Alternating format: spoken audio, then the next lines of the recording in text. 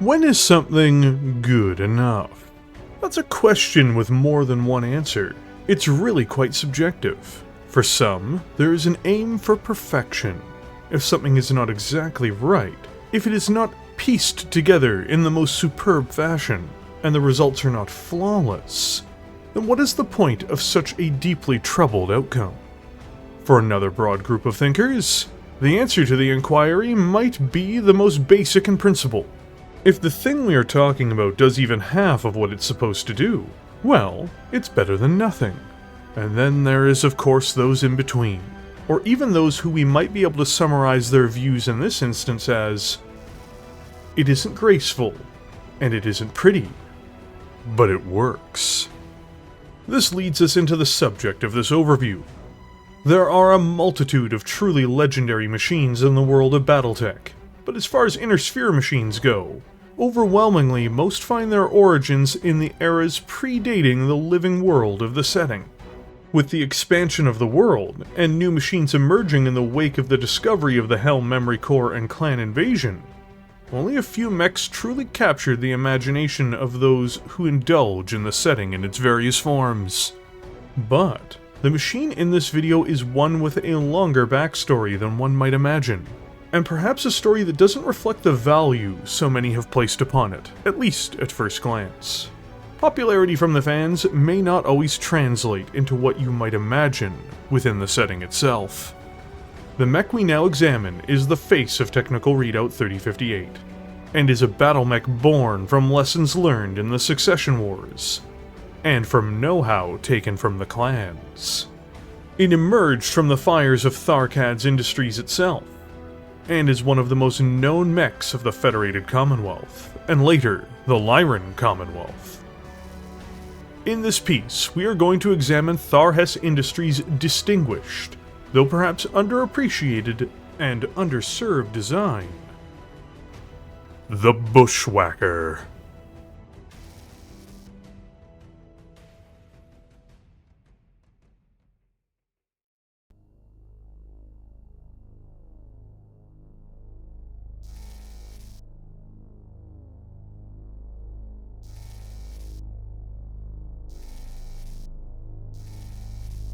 The formation of the Federated Commonwealth, the union of the great houses of Steiner-Davion, created the most powerful state the Inner Sphere had seen since the collapse of the ancient Star League.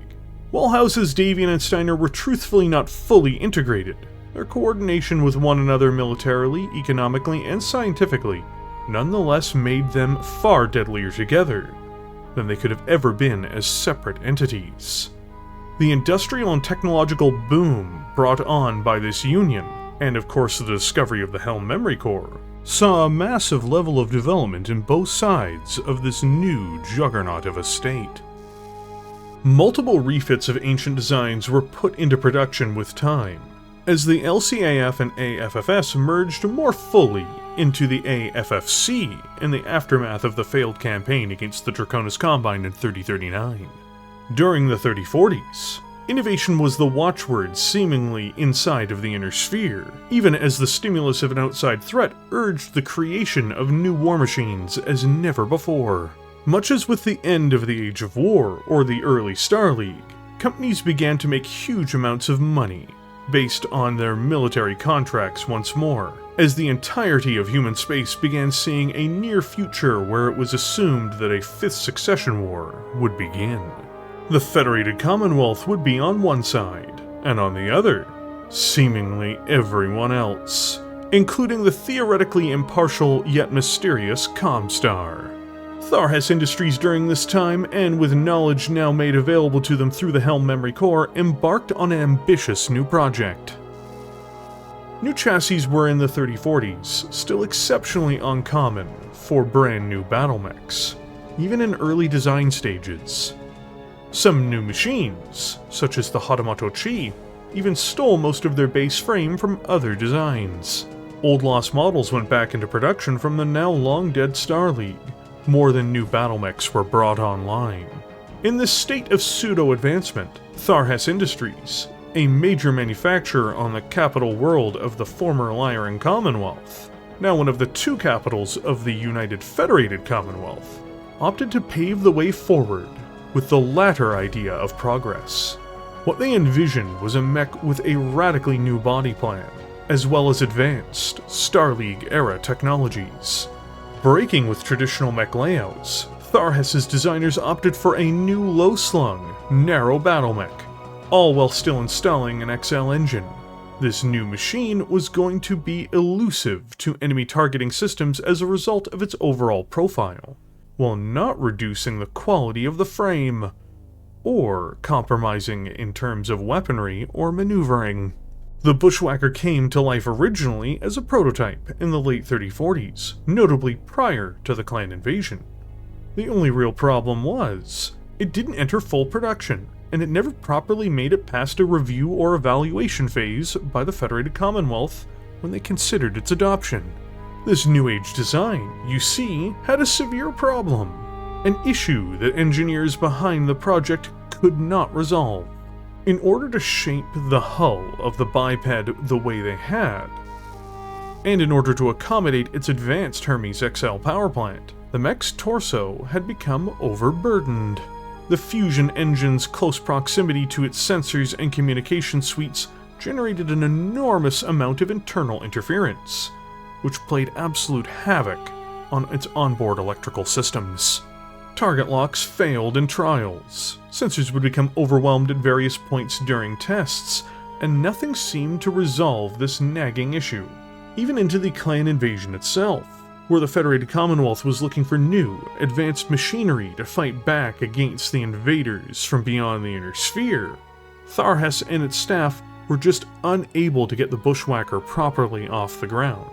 During this desperate time, multiple pre-production models of the Bushwacker did find their ways into frontline units, but they did not have their internal issues resolved, and only tragedy could have come from that. Things took a dramatic turn, at least in the long run, during the clan's assault, however. With the successful counterattack on Twycross in 3050, a volume of technical specification schematics, as well as examples of battle mechs and other clan equipment, were brought into the possession of the Commonwealth. This cache of data and physical specimens included the details of a battle mech that was up until this point referred to as the Vulture by the Inner Sphere.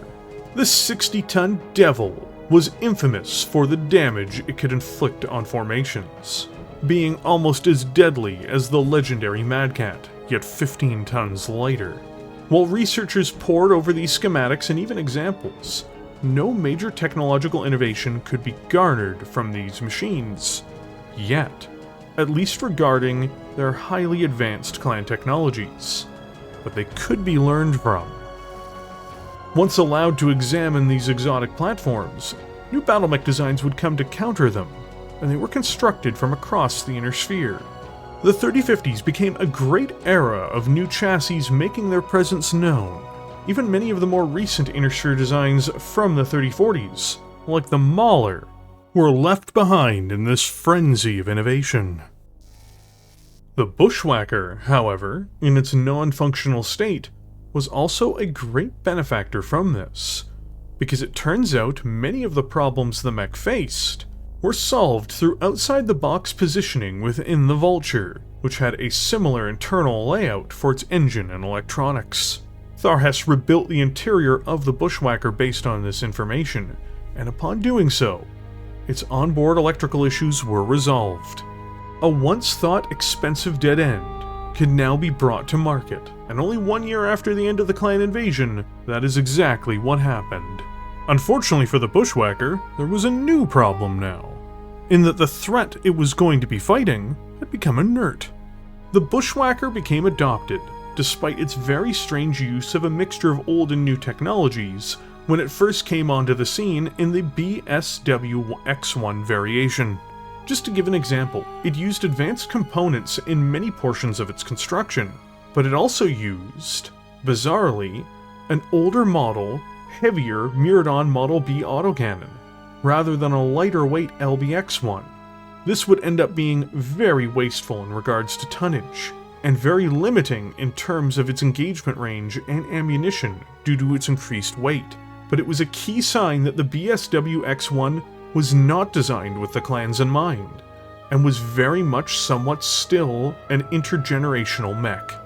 Even in terms of its design ideals, in many ways it was built to use its speed and firepower at long range to pester or destroy enemy mechs. But that was provided in a lot of cases that they were fighting inner sphere mechs against the traditional enemies of House Steiner-Davion and their surrogates. The Bushwacker proved to be more than capable when implemented in this long-range battlefield role. The AFFC units, however, in raids and border skirmishes with their clan counterparts, discovered something quite different when using this mech doctrinally.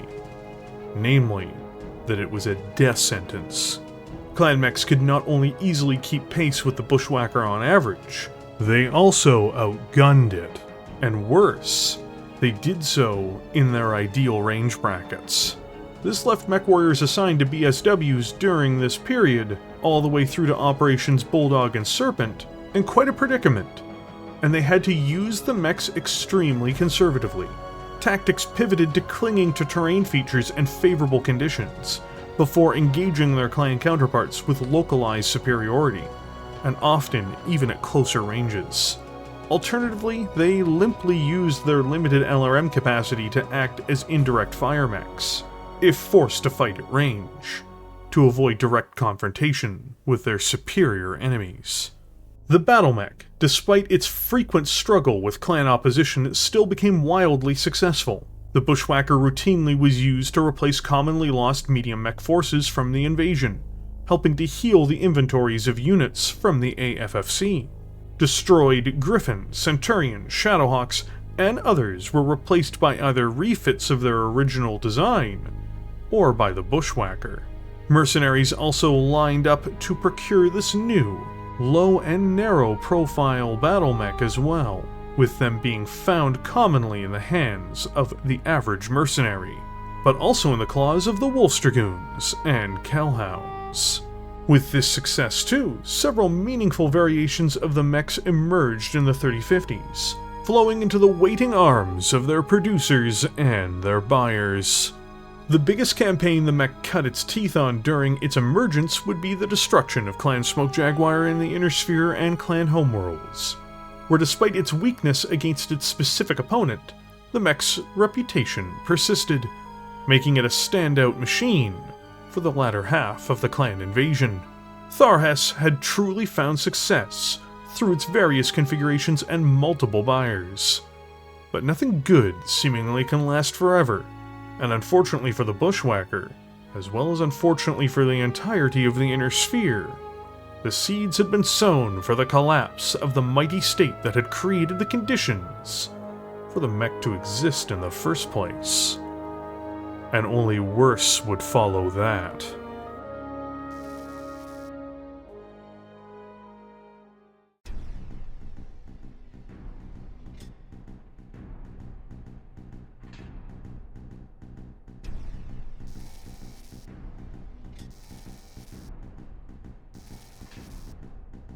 Designed and developed in the 3040s, but not reaching full production due to issues until 3053.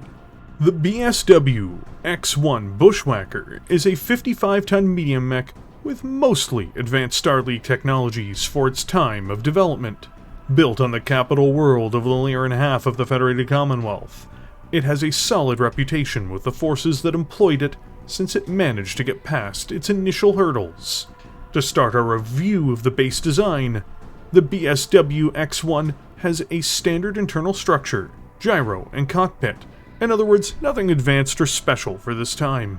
When it moves into its cooling regulation, things do shift slightly, as the Wacker has 11 double heat sinks, letting it dump 22 heat per turn. This lets it unload its entire weapons package and run without suffering any thermal consequences in a standard environment. This is very solid.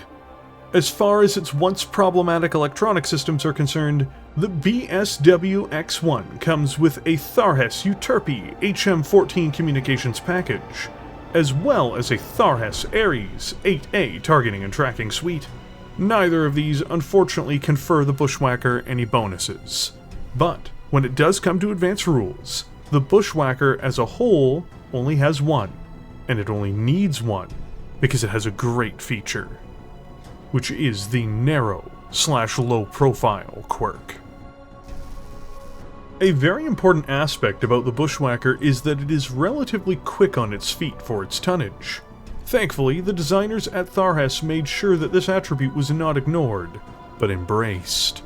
With its weaponry generally geared towards long-range fighting, its mobility is extremely important for positioning and utilizing the X1 as it was intended, particularly against inner-sphere medium and heavy mech forces.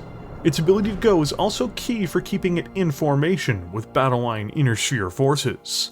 In order to make all of this happen, a significant and sophisticated engine was put in place in order to drive this medium mech.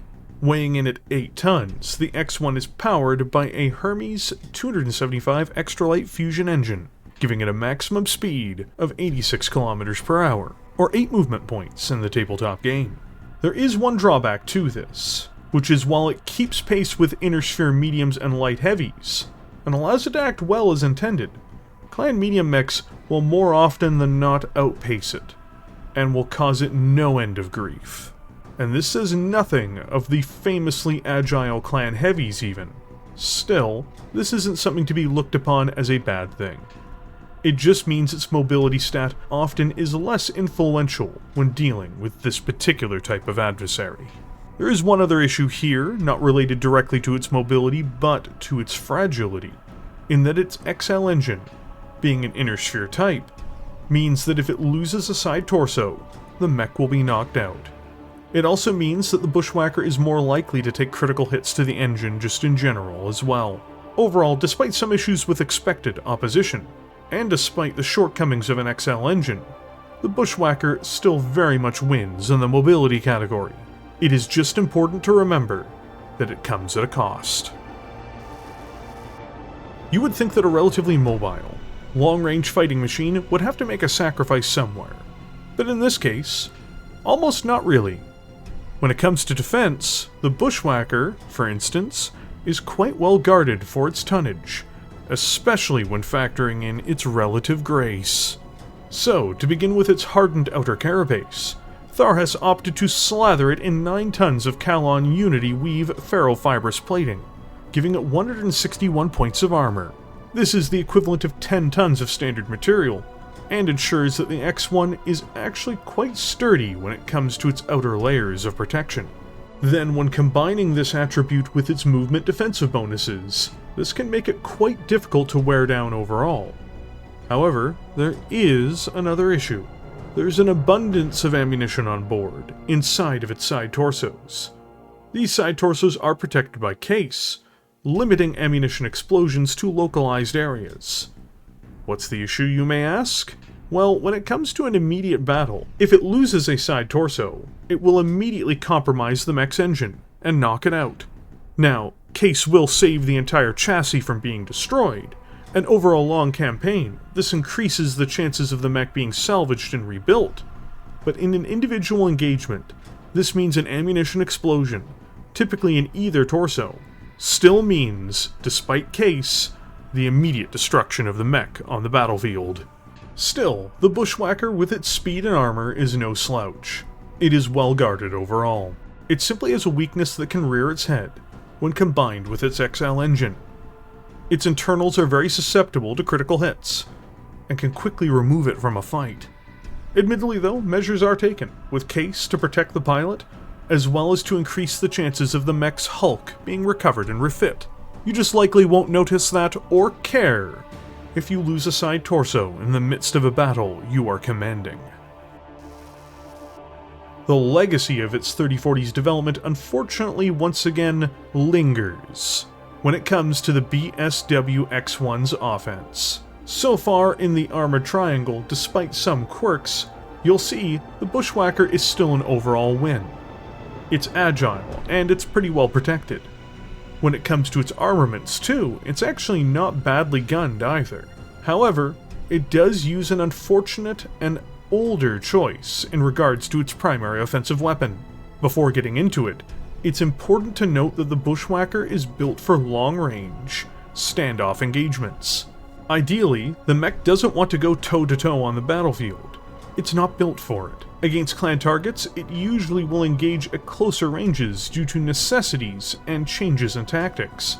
But ideally, the mech is meant to slug it out with its opponents at long distances. Its primary attacking system is its right arm mounted Miradon Model B autocannon.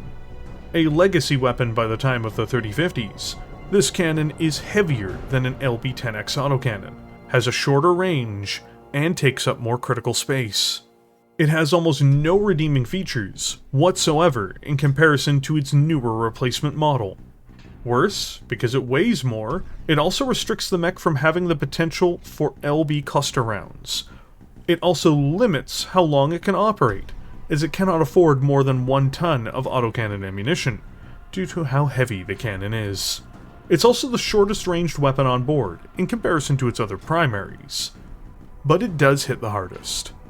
This puts the Bushwacker in such an awkward position, as the BSW X1 would literally be a fantastically better battle mech if there was an official variant that upgraded this autocannon just straight over to an LB-10X.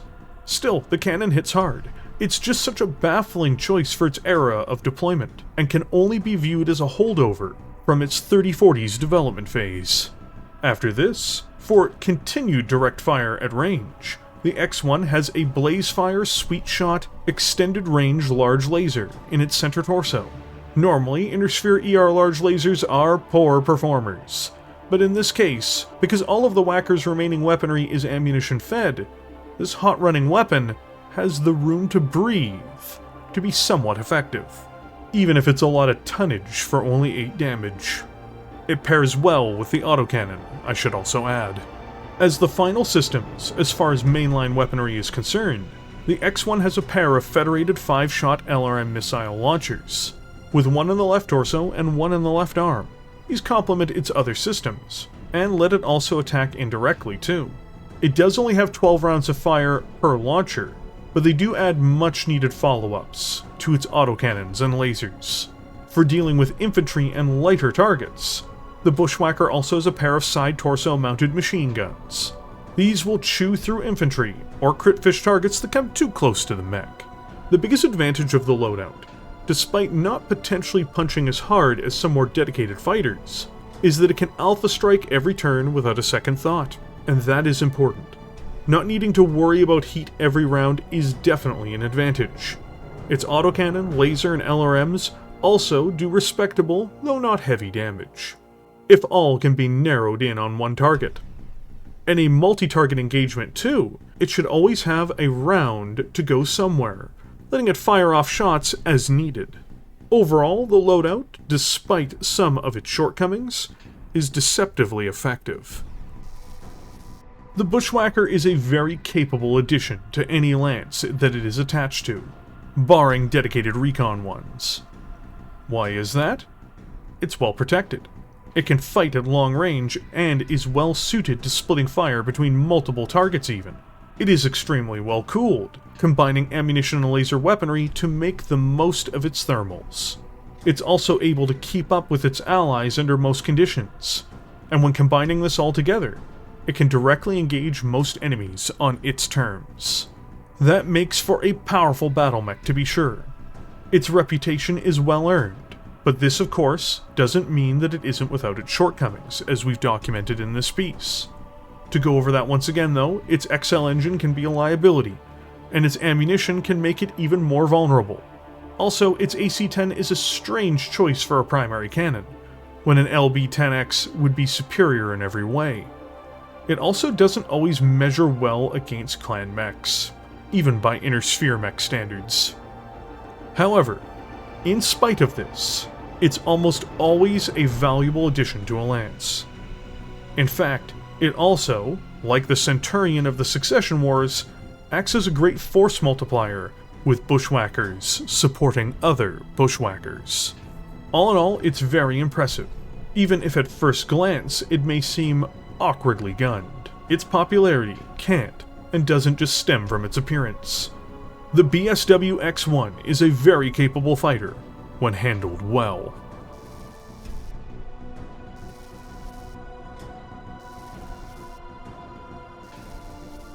the first major variation of the Bushwacker put into production after the original by Tharkad, and first deployed in 3054. 1 year after the X1 became available, the BSW X2 is an interesting remix of the original's weaponry. The only changes come to the arsenal. Slipping out its ER large laser, the X2 replaces it with several alternative options. First, it adds a second LRM-5 to the left torso, increasing its LRMs to 3 LRM-5s instead of 2. And then it adds 2 medium pulse lasers to the center torso. There is also the removal of a single double heatsink to make all of this fit. Overall, this is honestly a less impressive machine. It's more up-close oriented due to the pulse lasers, and they work well with the autocannon. But 2 medium pulse lasers in an AC-10 is not particularly heavy armaments for close fighting. At range, it doesn't increase its LRM-5's ammunition, meaning that it only has 8 rounds per launcher, making it a short-term presence on most battlefields. And denying its launchers enough ammunition to be properly fed means it's less likely to allow the pilot to take shots that aren't guaranteed to hit. Overall, the X2, at least in my view, has problems. It's less clearly focused to one idea, and its ammunition situation is even more dire than the X1's, making it an odd upgrade. They really should just replace the AC-10 with an LB-10X, but sometimes, some developers are just too stubborn to listen.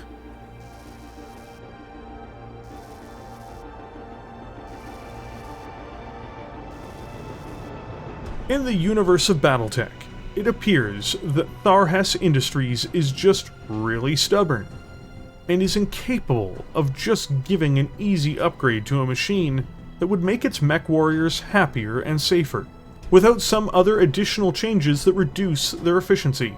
Because in the case of the BSW-2S, first put into operation in 3056, the Lyran manufacturer relented and provided the Bushwacker with an LB-10X autocannon. Though, they just happened to also change its missile packages to be less worthwhile for supporting the mech, once more mirroring the base model almost entirely, barring the addition of an anti-missile system to help increase its protection. This Bushwacker only makes a few changes to its weapons loadout. The 2S retains the ER large laser, and upgrades the AC-10 to the much-needed LB-10X, but then unfortunately replaces its LRM-5s with SRM-4s, decidedly turning the Bushwacker into a close-range battle mech as a result. This creates the conditions where it can engage targets at long range with its autocannon and laser, before striking them with missiles in close. However, is the Bushwacker ideal for this kind of combat? This places it much more into a mixed role when it comes to fighting, and there are virtues to that, but it does abandon part of its role as a dedicated long-range support and strike platform. Having a mixed role can be helpful, but one must remember, it's still filled with ammunition, and still has an XL engine. Getting in close and personal with other mechs often exposes the mech to more fire, and may, under more conditions, make the BSW series weaknesses more pronounced. Still, no one wants to get lit up by a large laser, an LB-10, and twin SRM-4s, as that damage is hard to ignore.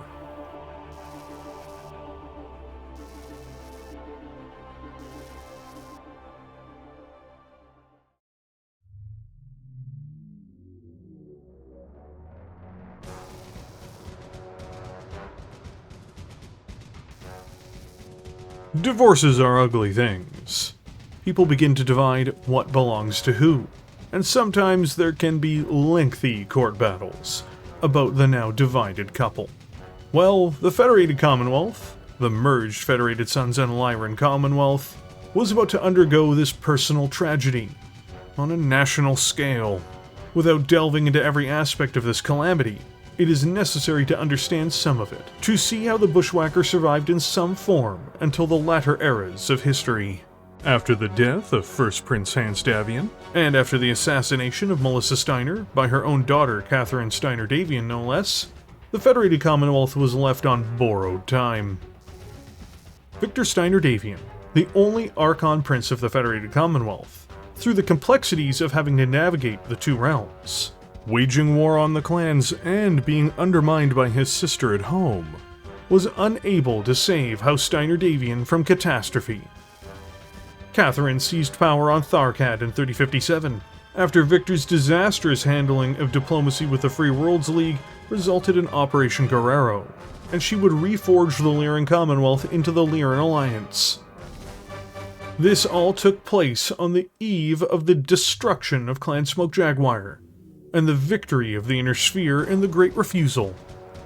But once those accounts were settled, a new war began. During all of this, the Bushwacker had become popular with the units that had deployed it, notably and particularly being popular in the Draconis and Capellan Marches, two regions in the Federated Sun half of the Federated Commonwealth. And there is the main issue, as with the fracturing of the two states, and with the civil war that emerged as a result of Catherine's play for power, Tharhas Industries soon lost one of its two largest customers, at least for a time, as things descended into madness. The Bushwacker was one of the boots the now Lyran Alliance used to stamp down on its enemies. Against the Jade Falcons, these saw service in the vicious battles for Coventry. In the FedCom Civil War, they fought on both sides, but with more support and numbers on the Catherine side of the equation, as well as with the support of new, deadly configurations from Tharkad, set on the domination and destruction of anyone who challenged the new Archon's rules. The Civil War dragged on for years, with mechs, cities, and societies falling into ruin. Tharhas and multiple other Lyran manufacturers benefited in the short term in many ways, but there was a price to be paid for this excess of violence. In 3067, the FedCom Civil War ended, and ended with the defeat of the usurper Catherine Steiner-Davion. However, the conflict broke the Second Star League of which it was a part, the one which had formed in response to the clan invasion, the one which had delivered the death blow to Clan Smoke Jaguar, and which had won the Great Refusal. The Word of Blake, the religious-oriented order of Comstar, intervened in this disruption of their plans and prophecies, and turned on the Inner Sphere, beginning the Blakist era. Every great house suffered. The invading clans, which had settled in the Inner Sphere, suffered. Worlds burned to the ground in nuclear fire, or were contaminated with biological weapons which saw the destruction of whole populations. Battles raged for years more here, before the Word of Blake was finally defeated. But Tharkad and Tharhas Industries were left broken. The Word of Blake badly scarred Tharkad, and much of the industrial capacity of its most prominent manufacturer, Tharhas. Now in desperate need of rebuilding and repair, unfortunate options would be measured. In a crisis, especially one where capital is badly needed, there is always those who will help the downtrodden, but often at a high price. In order to save themselves, Tharhas had to liquidate its assets, and sell off valuable intellectual property and rights. In this instance, they sold the Bushwacker's plans, and the rights to use those plans, to one Coventry Metalworks. The only question was, in the post-Word of Blake era, what would come of it, and what would become of the Bushwacker?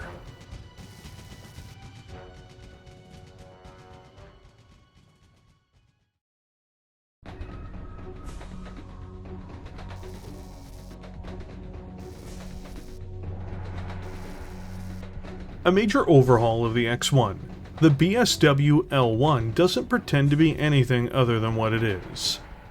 What is that? Why, it is a relatively quickly moving autocannon.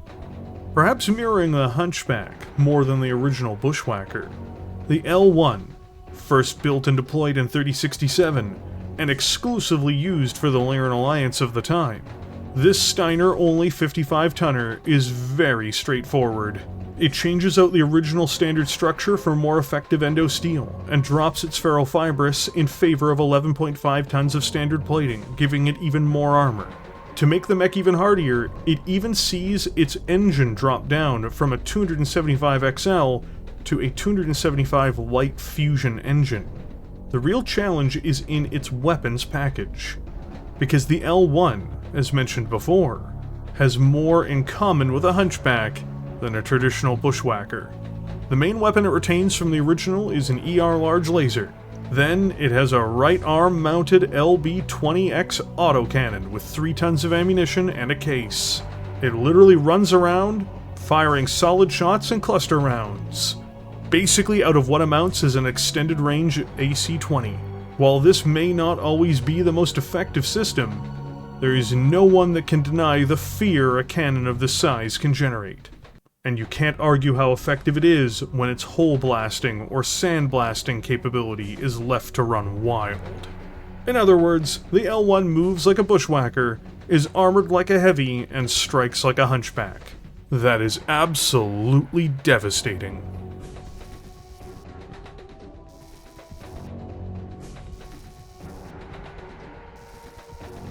Technological advancements during the decades since the introduction of the original Bushwhacker did see one of its variations. The S2 get a major overhaul during the Blakest era.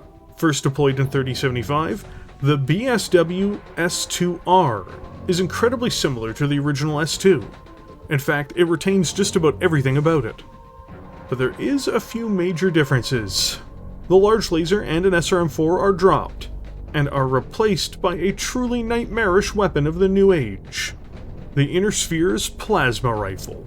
This rifle literally kills just about anything it strikes, and even causes more heat damage to enemy mechs. While it only has a single ton of ammunition, this is more than enough for the S2R to scorch and sear its way through anything that gets in its way in a short-term engagement. The main drawback of this variant is that it is entirely ammunition dependent. Not a single system on board can operate without being fed. This means if a fight goes on for too long, or the mech can't get resupply at some point during a campaign, it will face severe challenges.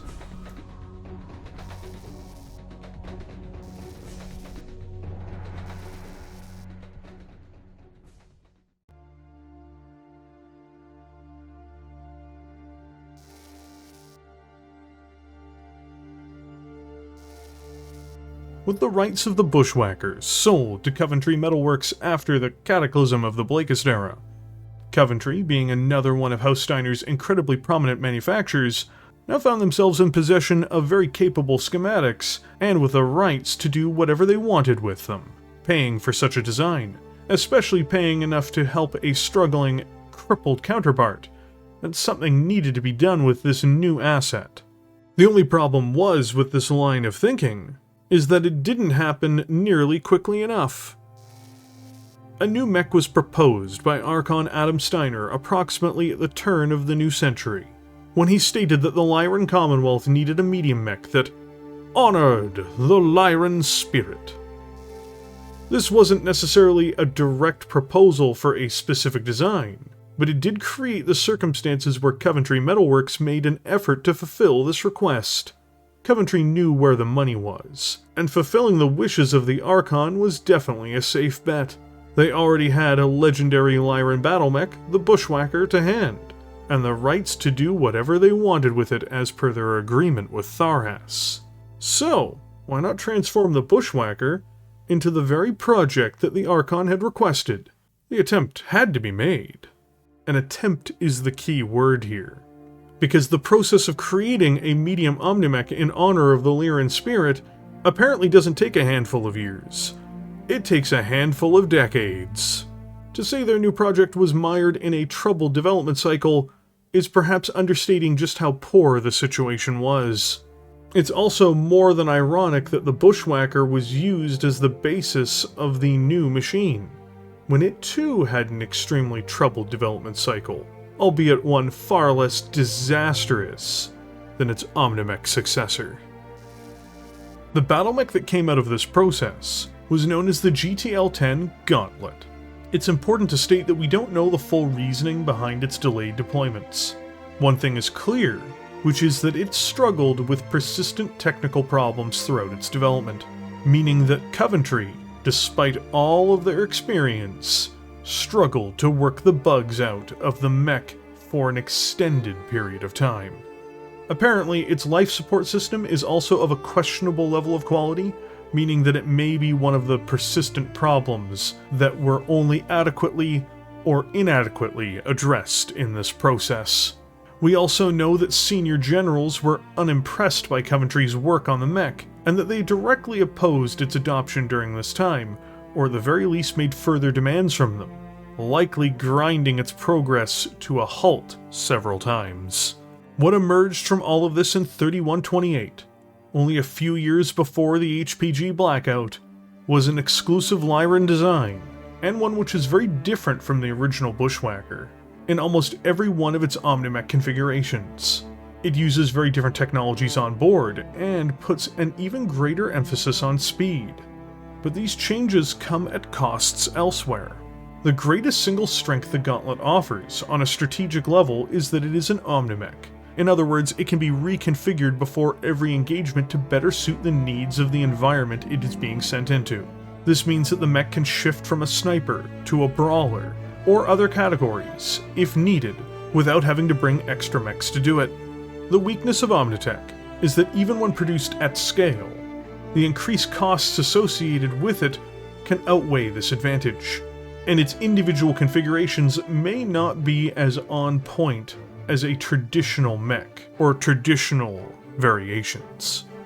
Still, the Gauntlet was plunged into the fires of war during the Dark Age after Grey Monday, and participated in every major campaign the Lyran state asked of it, even as the state itself collapsed under the strain of mismanagement and war. The Lyran Commonwealth during the Dark Age was savaged.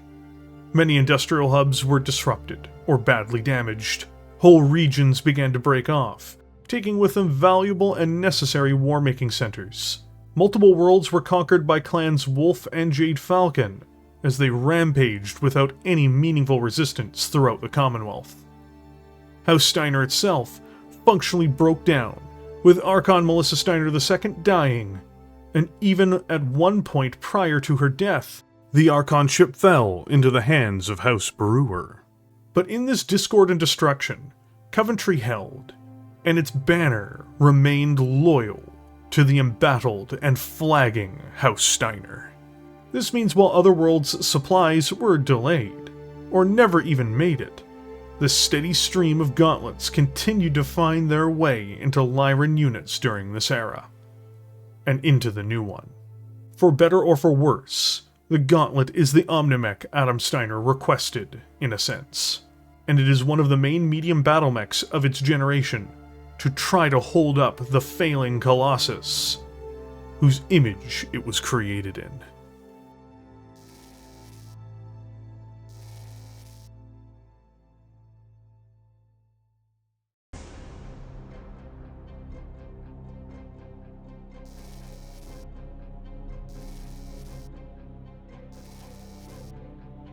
An inner sphere medium Omnimech weighing in at 55 tons, the Gauntlet is an example of trying to overcharge the Bushwhacker's mobility and armor using new, advanced technologies.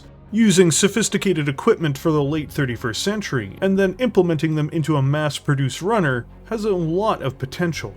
To begin our look at it, let's start with its base components. It has an endosteel internal structure, followed up by a standard gyro and cockpit. Endosteel's a great way to save weight, and the Gauntlet is hungry for it. After this, it has a base level of double heat sinks, letting it vent 20 heat per turn. As far as pod space is concerned, for an Omnimech, the GLT-10 has 21 tons of space. To give some perspective, the exceptionally lethal Stormcrow clan Omnimech has 23 tons, though it is also supporting clan-grade weaponry, whereas the Gauntlet is not. On the electronic sides, it has a Cyclops 24XS adaptable communications package, and a Cyclops special limited targeting and tracking system. Neither of these do much for it in terms of special rules, however. In those advanced rules, the Gauntlet has the poor life support quirk and rumble seat. The latter just means that it can have a passenger in the cockpit, but no one who acts as a secondary pilot or anything. They're just along for the ride. Also, it lacks the low profile quirk, which means it's inherently less survivable, than the Bushwacker. The most important single feature of the Gauntlet is its movement profile, as this is where the most thought seems to have been placed within the machine. The Gauntlet was built to run, it would seem. It is powered by a 12-ton Defiance 275 light engine, giving it a maximum speed of 86 km per hour or 8 movement points in the tabletop game, much like its ancestor. The only thing is, after this, Mask is installed, letting it achieve speeds of over 100 km per hour or 10 movement points, for short bursts, to be clear. This is agile for its tonnage in this era. However, one must remember, Mask, if it's engaged and the pilot is unlucky, or it is engaged too often, can blow out the mech's legs. So, this is a huge risk for the mech if it's pushed too hard by circumstance or by ignorance. The light engine is a great inner sphere compromise from the prior century, letting the engine save weight, but not taking up so much critical that the mech is immediately destroyed upon torso loss. It more or less has the critical footprint of a Clan XL engine. Still, the idea behind its potential mobility is to allow the Gauntlet to use it to keep the ideal range, and to get the most return out of its firepower, or to use it for defensive purposes. Quite well guarded for a 55-ton machine, the GLT-10, being an Omnimech, mostly utilizes armor in its base chassis to protect itself. It is noteworthy to state, however, that some configurations add additional features in order to further defend the battlemech from incoming attacks. To get back on point, absorbing another chunk of its critical space, the mech opts to invest in Lexington Limited Light Ferrofibrous armor. Now, inner sphere technologies normally would prevent a mech from loading too many critical hungry technologies into one body, but as this is light ferro, which is not as helpful as standard ferro, its critical burden is lower. It is covered in 10 tons of the material, which means the Gauntlet has 169 points of armor. To be honest, this is not that much armored protection, at least not that much more than standard plating. More or less by having this specialist armor, it has an extra half-ton of protection. Still, the manufacturer believed its limited remaining critical space would be enough for it to flexibly arm the mech, something I don't entirely agree with. In total, it can lean on its mobility and its armor to keep its frame protected, and it can reasonably do so under most conditions.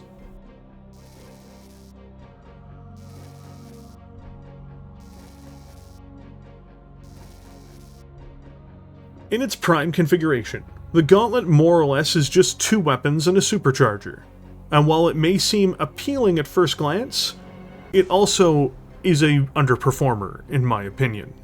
Its 2 systems are both arm-mounted, with a heavy PPC in the right arm and a Thunderbolt 10 in the left arm.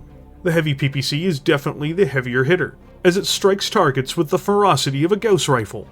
It can head clip and puncture armor, there is no doubt. The left arm is a 10 damage missile, an individual missile. The real problem with the Thunderbolt system in general is that AMS systems are very effective against them, and AMS is not wholly uncommon by the era of the Gauntlet's implementation. Beyond this, it has a case for its 1 ton of ammunition, as well as a supercharger. The supercharger is basically a mask, but for the engine, and when engaging this, the Gauntlet can move up to 100 km per hour or even 120 if it and the mask are engaged at the same time. It can also alternate between the two, limiting the risk the mech may face when activating these features. Overall, it adds to the mech's movement profile. The real problem with this mech? If the Gauntlet Prime loses an arm, suffers a mask issue or even a supercharger issue, or faces a mech with AMS, it's just a 55-ton heavy PPC. An expensive 55-ton heavy PPC. There are other mechs that move the same base speed and hit much harder in the same approximate bracket, so it becomes harder to say that this configuration does much to justify its cost. A lucky headshot is always great to see, but if the GTL is banking on it, it's going to have problems.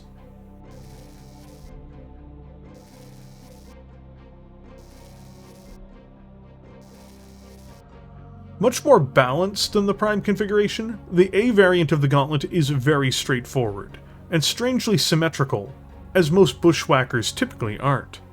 Its loadout is really almost like a miniature Mad Cat, strangely enough. Split between the arms are a pair of light PPCs, and between the torsos are two MML7s. Each launcher has 2 tons of ammunition dedicated towards it, and a Case 2 protecting these stocks of ammo. It's relatively balanced, and can choose to engage with SRMs or LRMs basically. This is probably the strongest version of the Gauntlet, and resembles the original Bushwacker, with additional flexibility added to it, given that it can switch from LRM-7s to SRM-7s, which really can't be ignored by its enemies.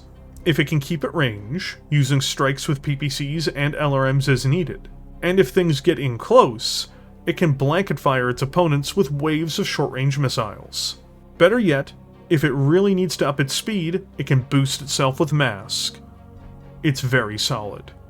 Also, amusingly, this is the lowest battle value version of the Gauntlet, meaning not only do I think it outperforms its peers, it is cheaper than them too.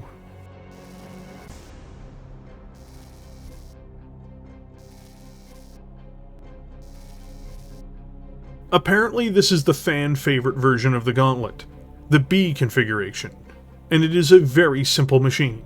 Before delving into its weaponry, let's start with its other features. It has a Guardian ECM to help its defense. It also has a targeting computer to help its attack. 5 jump jets are installed to assist its mobility. 2 coolant pods are added too, to try to make the mech able to use its primary weapons more effectively.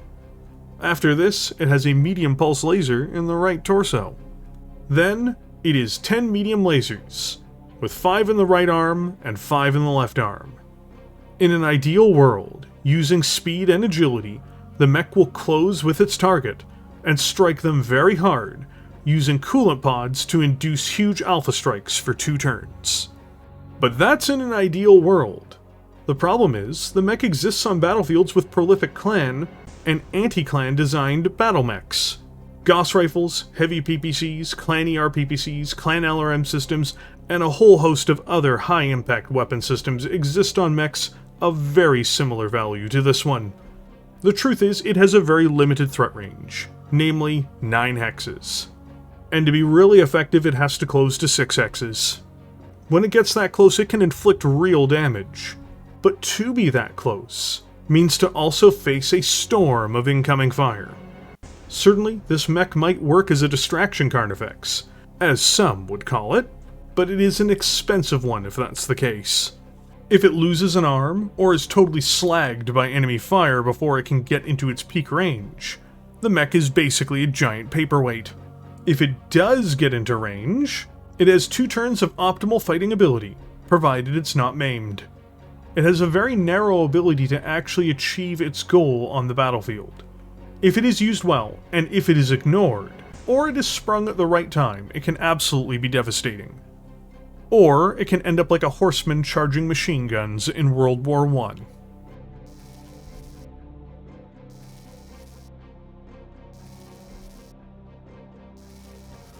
Very probably the least capable Gauntlet, the C configuration is dependent on hitting enemies with TS-EMP. It's very simple.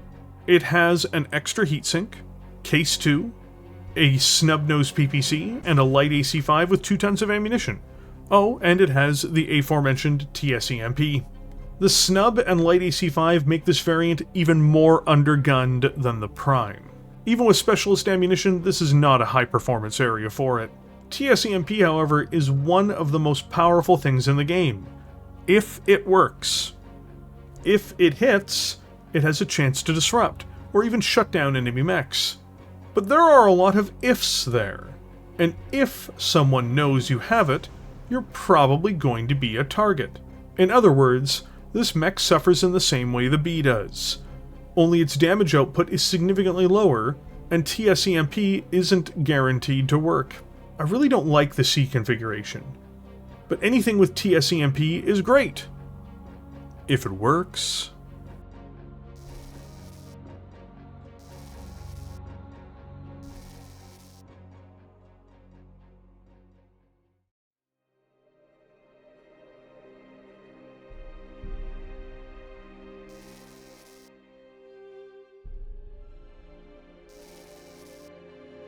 While the Gauntlet rose from the ashes of the Blakest era, becoming a prominent battlemech in the face of continuous problems endured by the Lyran state.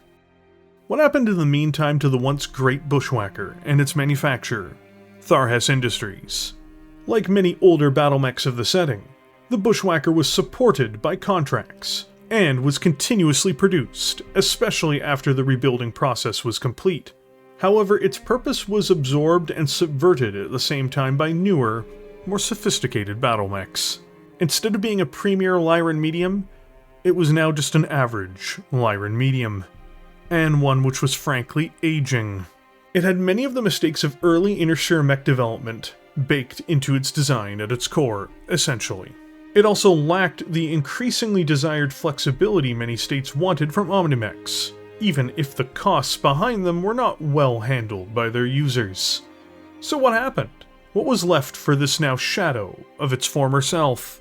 Well, more than you think, even if its role was somewhat reduced.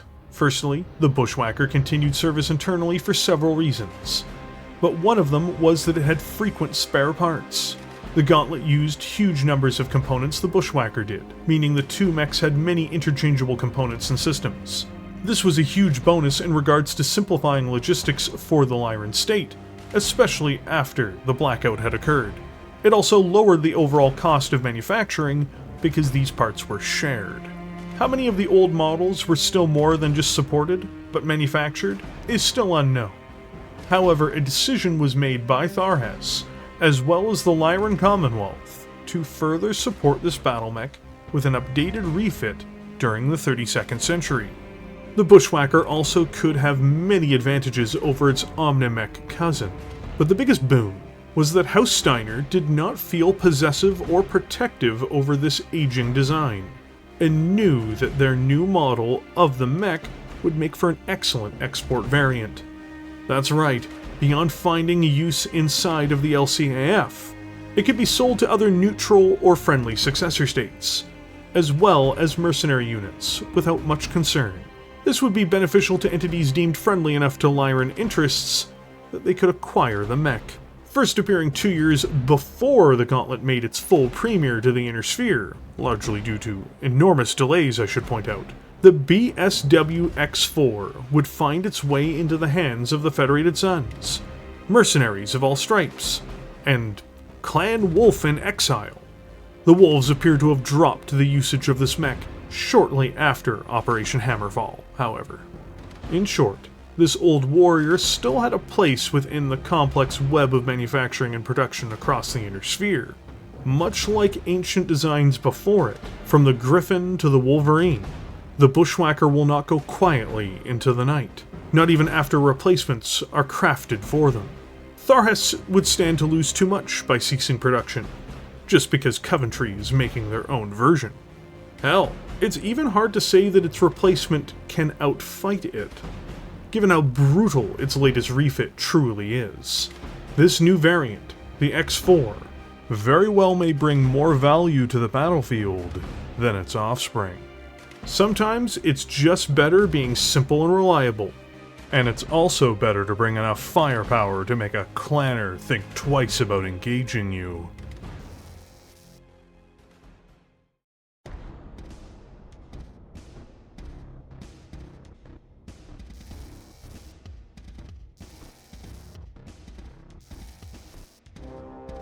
Combining the strongest traits of the original BSW X1 with modern technologies, the BSW X4 Bushwacker is a real nightmare to contend with on the battlefield, even during the Ilclan era. Built to do much the same job as the original, but with vastly more flexibility, and with anti-mech duties in mind, the X4 can absolutely bring the hurt onto the enemies of the Lyran Commonwealth, or those it has exported the mech to.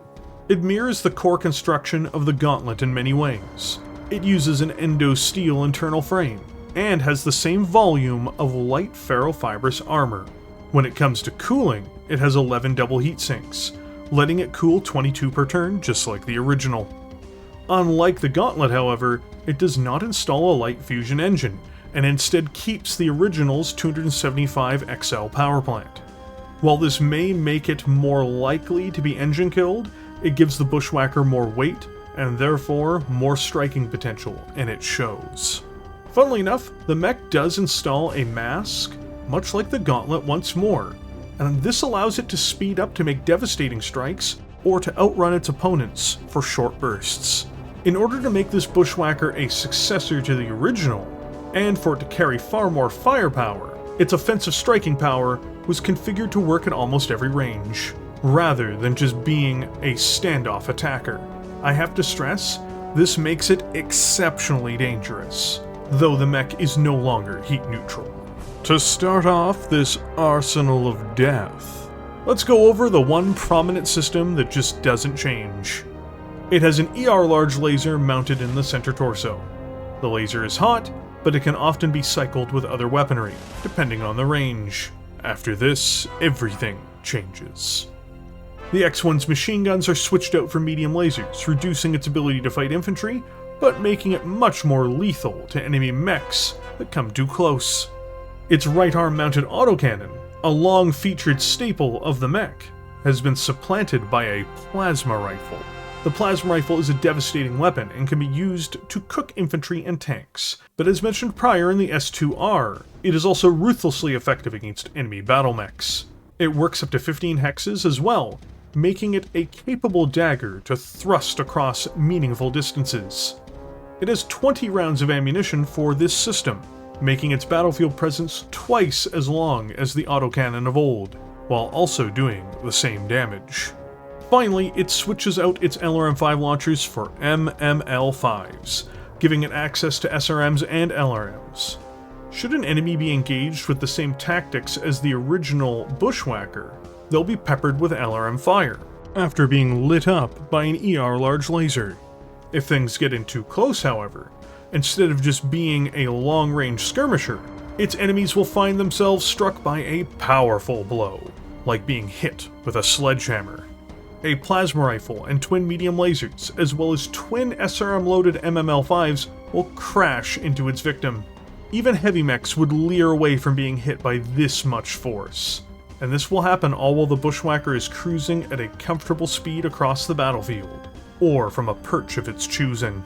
The BSW X4 is not only superior to any prior Bushwacker that has come before it, quite frankly, it is superior to the Gauntlet as well.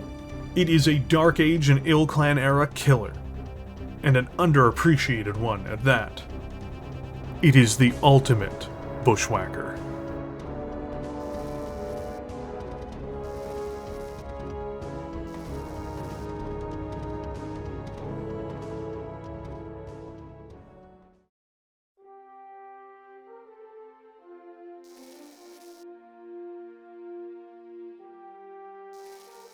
Catching the eye when it first emerged, the Bushwacker started its journey into the world of Battletech as the face of the last great technical readout ever released by FASA, the original company that crafted Battletech, as of the making of this piece 4 decades ago. Certainly other technical readouts followed 3058, but they never received the same love or appreciation.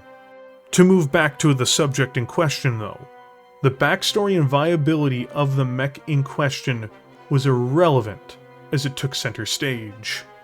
First from this showing, and then to its appearance in the Mechwarrior titles.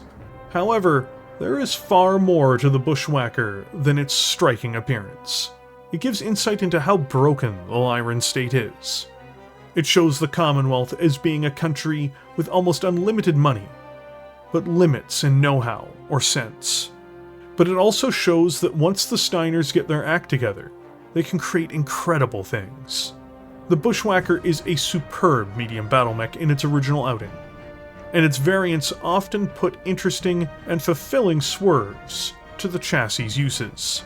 After the Blakist era, through once more the negligence of its leadership, they tried to remake the wheel, forming instead a crude and unflattering replica of the machine they sought to perfect in the form of the Gauntlet. While the GTL's presence cannot be ignored, nor can its importance to being supplied to the Lyran Commonwealth Armed Forces during their time of need in the latter eras of Battletech, it is yet more fascinating that the original Bushwacker, built by Tharkad Industries, is the real show stealer in this new age of war. At least, it is the real show stealer amongst combatants.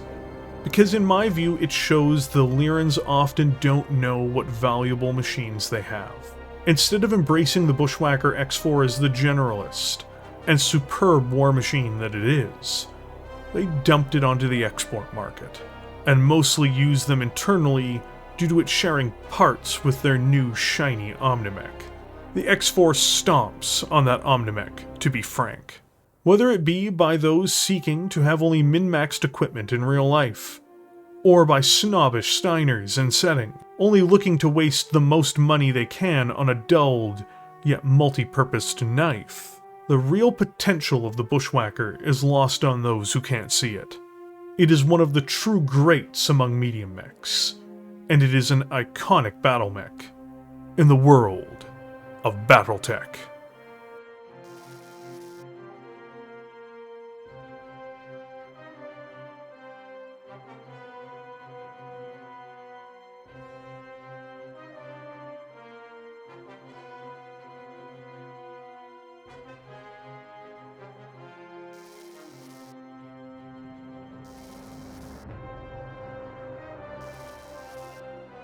I am neither humble nor courteous, and so will not couch my intent with flowery or eloquent phrases. Instead, hear me plain. I will kill anyone who challenges my claim to the Archonship, and I will torture anyone who supports any of my rivals for the throne. I hope I have made myself understood. Archon Claudius Steiner, the Cruel.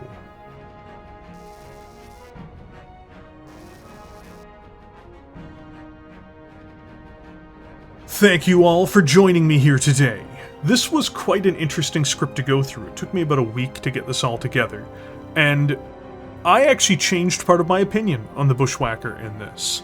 Originally, I really didn't like the X1, but through experience, through kind of readjusting my own orientation on how I view mechs and their value, I realized it's actually secretly a much more brilliant design than you might really give it credit for, barring the fact that it has an original AC-10 instead of an LB-10X, which you can tell in this video I clearly did not like.